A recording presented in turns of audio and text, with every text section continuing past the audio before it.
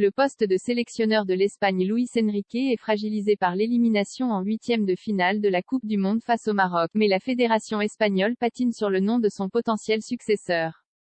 L'avenir de Luis Enrique, 52 ans, sur le banc de l'Espagne s'écrit en pointillé au lendemain de l'élimination en huitième de finale de la Coupe du Monde contre le Maroc, 0-0, 3-0, mais il n'est pas scellé. Quelques instants après le coup de sifflet final, le principal intéressé a laissé planer le doute alors que son contrat s'achève à la fin du mois. Mon contrat va expirer, mais je me sens bien dans l'équipe nationale, avec la fédération RFEF, NDLR, et le président Luis Rubiales, a-t-il souligné. Si cela ne tenait qu'à eux, je resterai ici toute ma vie. Mais ce n'est pas le cas. Je dois réfléchir calmement à ce qui est le mieux non seulement pour moi mais aussi pour l'équipe nationale. En interne, le cas de l'ancien attaquant du Real Madrid et du Barça interroge. Selon la Cadena SER, les dirigeants n'ont pas trouvé de consensus sur l'identité de son potentiel remplaçant. Ils cherchent un technicien capable de s'inscrire dans sa continuité, sans avoir encore trouvé le profil idoine. Ils s'interrogent dans le même temps sur le style de jeu mis en place par leur sélectionneur, basé sur une très forte possession de balles, mais peu de prise d'initiative offensive. Le ratio entre les 1019 passes pour un seul tir cadré face au Maroc donne une certaine idée de ce grand écart fatal. Selon A, Enrique a quelques atouts pour lui.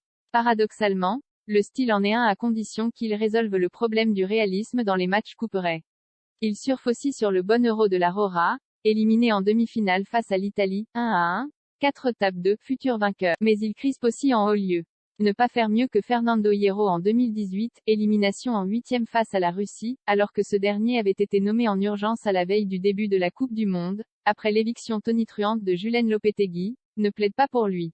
Son refus de prolonger, son salaire et ses relations avec la presse pèsent contre lui. Son récent refus de prolonger son contrat avec la fédération n'a pas été bien vécu, Enrique se laissant le temps de la réflexion jusqu'à la fin de la compétition pour mieux négocier en cas de bons résultats.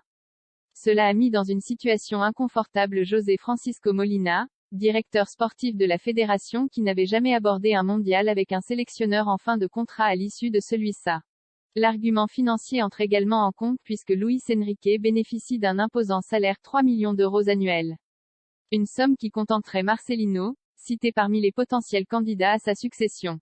Une prolongation n'est pas encore totalement écartée mais elle se fera à la baisse si le cas se produit. Ce qui n'est pas sûr puisque le nom du technicien est souvent cité du côté de El Atlético de Madrid. Un dernier point chafouine la RFEF, la fraîcheur de ses relations avec la presse, devant laquelle il compte ses mots, préférant se livrer plus abondamment dans ses lives sur Twitch tenus régulièrement pendant le Mondial dossier, Coupe du Monde 2022 Macron, Borne, Hidalgo. Les politiques félicitent les Bleus pour leur qualification France-Angleterre. La réaction absolument géniale de Mbappé sur le penalty manqué par Kane France-Angleterre. Les notes des Bleus avec Giroud et Griezmann en guide. Hernandez a souffert.